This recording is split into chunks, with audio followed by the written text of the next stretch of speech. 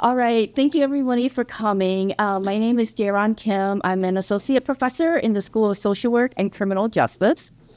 And our program is, our funded project is called Supporting Adoptees through Mentoring and Mutual Aid. And everyone will introduce themselves. Hi, my name is Michelle Bagshot, and I'm the Assistant Director for Academic Services for Integrated Social Sciences Program at UW Seattle, and so delightful to be here. I also work with the Air Roots organization. Hi, I'm Elena Callahan. I'm one of the students onboarded for this project. I'm Amanda Paul. I'm the Chief Operating Officer of the Adoptee Mentoring Society, which is one of the partnership organizations. My name is Grace Shamber, and I'm also one of the student trainees on this project. Hi everyone, I'm Becky Simpson. I use she, her pronouns, and I'm the principal at Air Roots, and also I'm at UW Seattle at the Department of Psych and School Social Work. And I am a proud UW grad, 2006. Yeah, School Social Work. And I'm Angela Tucker. I'm the CEO of the Adoptee Mentoring Society, one of the community partners. Okay, so as you can see, we have a big team here. And this is actually the first time we've all been in person together. All the work that we've done throughout the past year has been done virtually. And I think many of us have been in different spaces together, but this is the first time all 6 of us have been here together. All 7 of us, actually, right? 7. I can't count. Anyway, math, I wasn't a math major. Okay, so let's talk a little bit about what the purpose of our project was. So all of us identify as adopted individuals. We were adopted as children.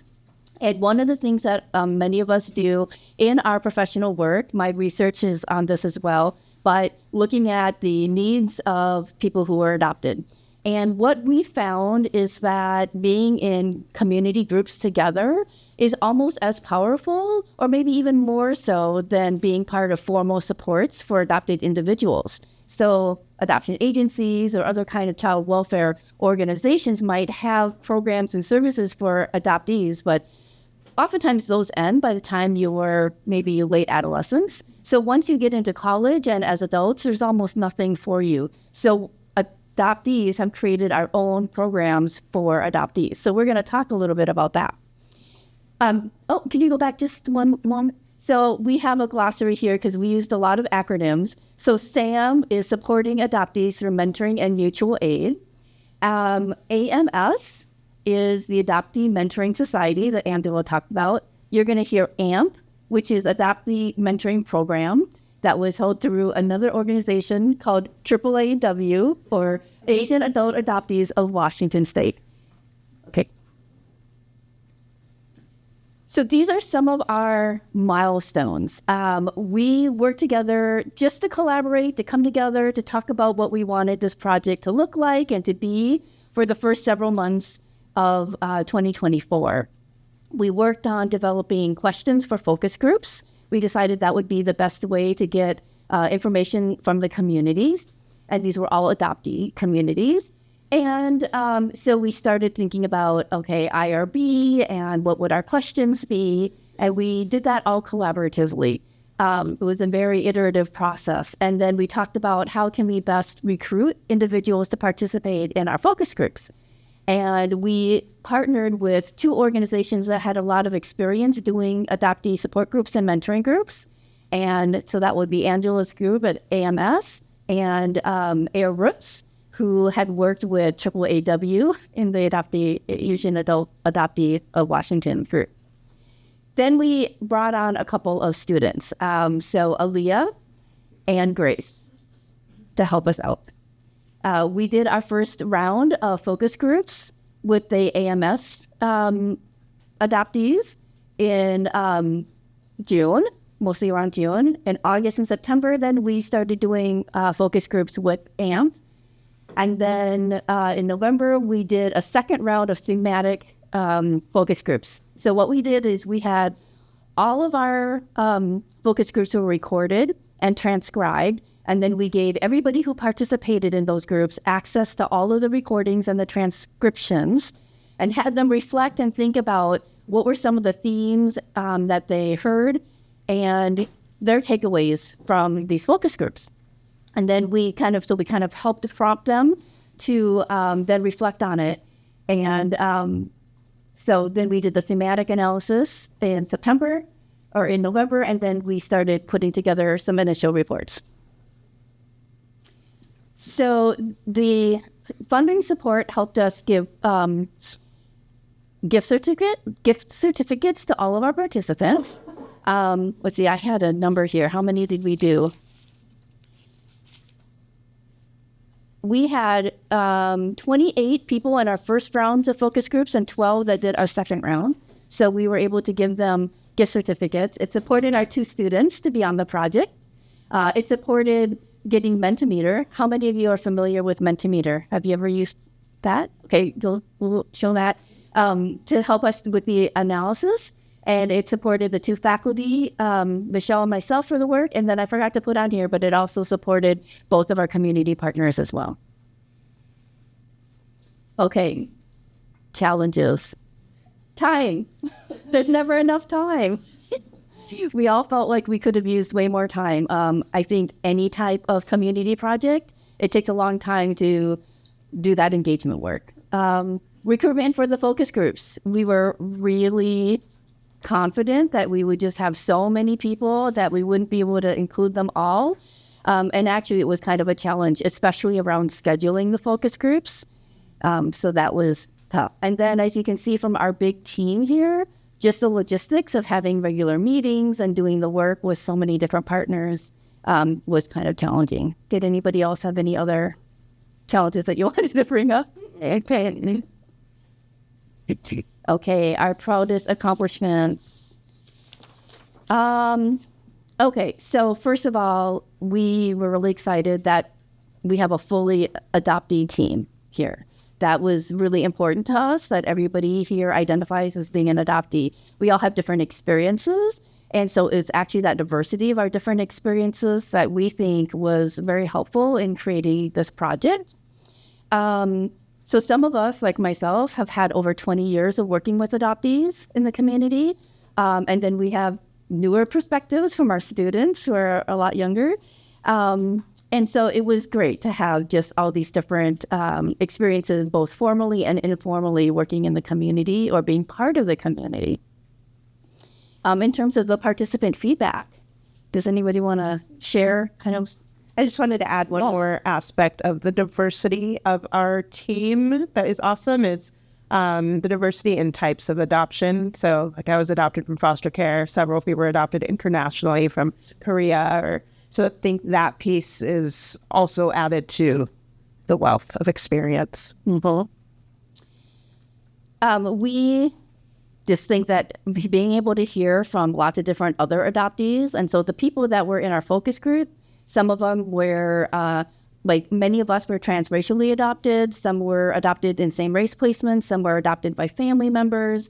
Some of us were adopted internationally, some of us domestically. So having that whole spectrum of different types of experiences, I think just brought some really rich information for us.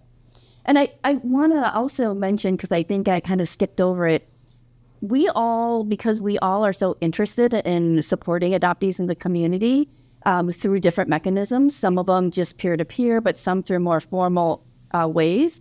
We know that people that work in this space as formal mentors also need support in the work that they do too. So any of you who have done any mentoring, has anybody done any mentoring here? Yeah, so if you've done some mentoring, you know that it takes a lot out of you as well emotionally to be that support for other people. So one of the things we really wanted to do is hear, like, how could peer support groups do a better job of supporting each other and supporting the people that are attending them too. And then the data that we collected. So we're going to show you some of our findings from Mentimeter. These findings, so what we did is we asked people questions, and they can use their phones or their laptops to scan a QR code, and then they can type in their responses. And so this was one of them. And I think, Beth and Michelle, were you going to talk about this one? Yeah, I hadn't used Mentimeter before either, and I love this. And I love it as a for presenting data, but also just interacting and engaging. So Some of the things that we learned, there are some themes of really like belonging and connection, and a sense of safety and not having to explain yourself. Those are some really dominant themes. So a sense of feeling validated, discovery of community, learning that your feelings aren't unique. A lot of us have felt really alone, so there is a really sense of engaging in community. So these are some of the experiences. Beth, do you want to add anything? No, I guess just how important this is for adoptees. Often, especially people of color, like they feel like this is so important, right? Because they have lived. The reason why they're up here is because they haven't had that before, and so the power and like healing that happens when you do enter a space where you don't have to explain yourself and you feel seen and heard. It's like transformative. Thanks. Like, I'll speak about about this next slide that is kind of similar thematically to the last Mentimeter slide. But when we asked participants in our focus groups what words or phrases that like really described their mentoring experience, we saw community, validating, healing, cathartic, which really emphasizes the point that Michelle and Beth just shared. But it really supports us in why we want to invest in this space and in our communities, because it's valuable to them. Thank you. Okay, and so then we also asked adoptees who had been part of mentoring programs, what were things that were unique that you heard adoptees talk about? And so some of the things here that they talked about was that mentoring provided a big picture look at adoption, whereas it's different than therapy. So I think sometimes people think that mentoring and therapy are kind of very similar, and they were saying, no, it's really, really different. Therapy is beneficial, but you get different things from the mentoring part. It was also really helpful to connect with adoptees who maybe don't live in your community. So a lot of these virtual platforms means you can connect with people who live in a different state. Sometimes they could even live in a different country. Let's see, and then why people were involved in mentoring programs were really different. Some of them felt like their parents, when they were younger, kind of pushed them to be part of it, where others were looking for it on their own, especially around things like certain topics, like do we want to do a birth family search, or do we want to travel to our birth country? So they might be looking for connecting with people with similar experiences.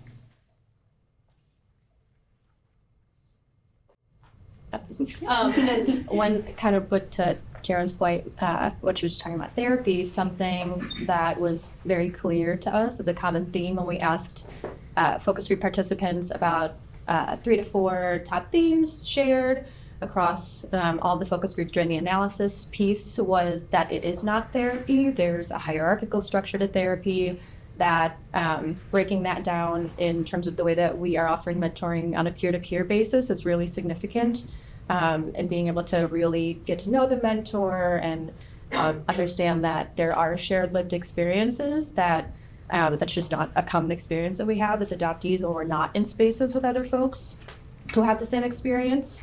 That comes back to the shared understanding, the mentor-mentee equality. All of that is really tied into that relationship building piece. So we had asked also, like, based on what they'd learned from the others in the focus groups and from being part of mentorship programs, like what types of things mentoring programs should do to make it more successful. And people talked about vetting the mentors well, and that has to do with when you're an adoptee and you're supporting other adoptees, that the mentor adoptees need to have a really good sense of their own story and not force that on someone else, but feel grounded enough to hear someone who might be different than them. The finances were an interesting piece, that sometimes there's a feeling that they shouldn't need to pay for their own healing. And so wanting, parents or someone else to support them, or just have it be more affordable in general. That the mentors also need a separate space, like a consulting sort of space, to debrief together what they've experienced. And the importance of understanding the abandonment issues that many adoptees feel, so that mentors need to be aware that they're not doing that inadvertently themselves. If they're not showing up or they're late, they could be activating the mentee in feelings of abandonment.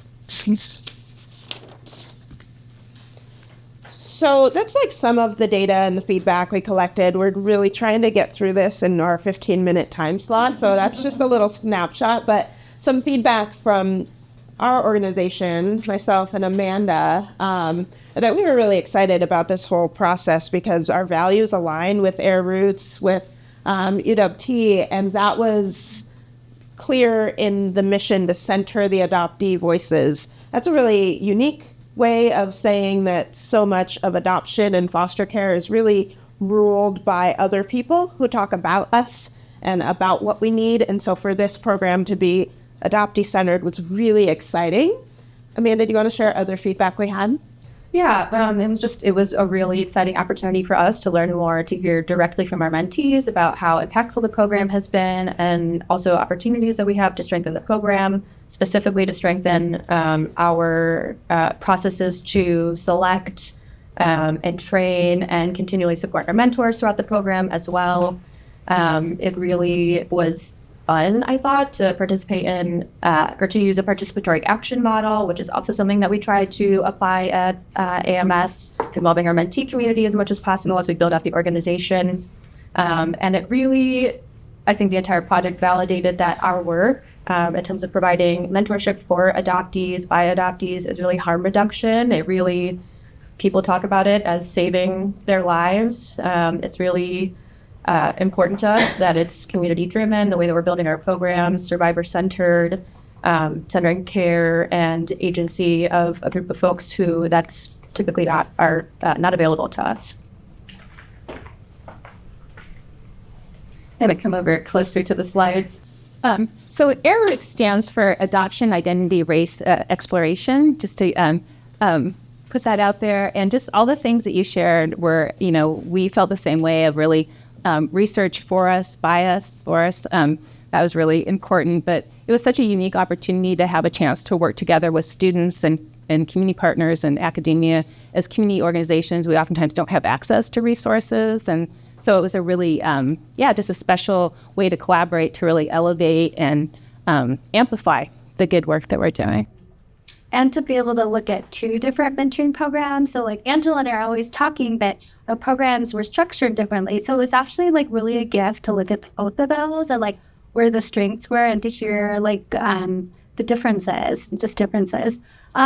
So for Air Roots, our mission is actually community building, but also capacity building for adoptee organizations. So some of us are Korean adoptees and we're a little bit older.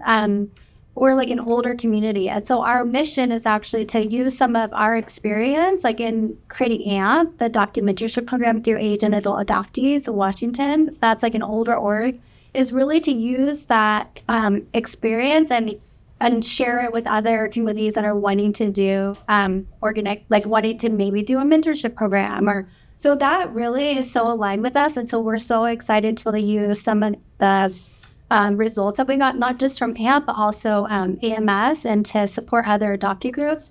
And also, not only, I think one thing that was surprising for me is we not only get to hear about how to create mentoring programs, but also how to work as an organization. So we said it helps inform and refine our practices to better support adoptees, but also the examples is like power differentials and systematic patterns, which Angela talked about, not repeating patterns from the systems that we've always been part of. So how are we focusing on attachment? We're not repeating those patterns. So we're really looking at our power structure at Air Roots and the way that we are working together. And so we heard another example is there was a lot of social workers and and how that played out. And so we're really looking at that and naming that now at Air Roots. So there's just already been this direct impact with the way that we're moving as Air Root chairs, and then also there's the curriculum you can talk about later.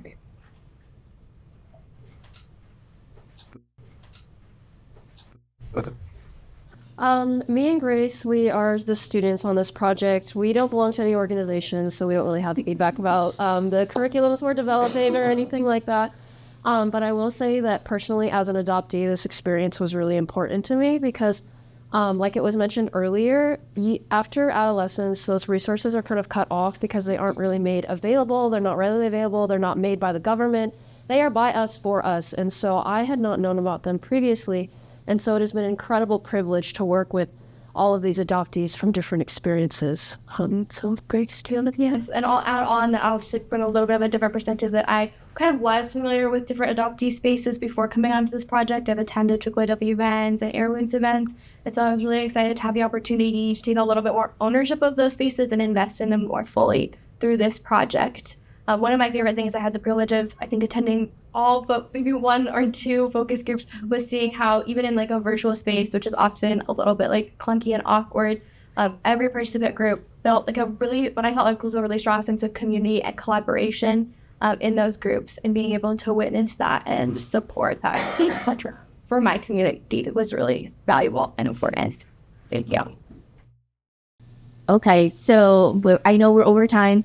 We just want to talk about, we have lots of plans to continue this work together. I mean, we really had such a good time being together. So and I'm going to lead off on doing a little bit more of a formal analysis of the data. And we're going to work on a paper together and submit to conferences and to peer-reviewed journals. But others have different ideas about what to do with what we gathered. Where AirRoots is going to be working on developing a curriculum and a toolkit that we can use for capacity building for other organizations that want to do mentoring programs with adoptees. And we're excited to share our information with AAAW moving forward in the work that they're doing. Now, in the Adoptee Mentoring Society, we've already incorporated a lot of our findings into our mentor training process, our onboarding process, our vetting process, our application. So that's awesome. And then, as Shayron stated, there's a international conference on adoption research happening in 2026 in Portugal. And certainly we're trying to make share about this work. Yeah, great. Thank you so much.